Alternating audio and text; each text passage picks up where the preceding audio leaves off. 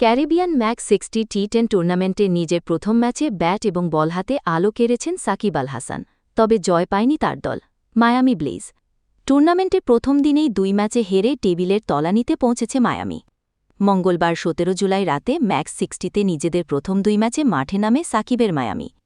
Global super league শেষ করে আজই মায়ামির দলে যোগ দেওয়ায় প্রথম ম্যাচে ছিলেন না সাকিব। টাইগার অলরাউন্ডারকে ছাড়া সেই ম্যাচে বোকা রাটন ট্রেইল ব্লেজার্সের বিপক্ষে কোনো প্রতিদ্বন্দ্বিতাই করতে পারেনি মায়ামি। উদ্বোধনী ম্যাচে মায়ামিকে 32 রানে হারায় ট্রেল ব্লেজার্স। দলটির দেয়া 113 রানের জবাবে নির্ধারিত ওভার শেষে 80 রানে থামে মায়ামি। দ্বিতীয় ম্যাচে মায়ামির হারের ব্যবধান ছিল 9 রানের।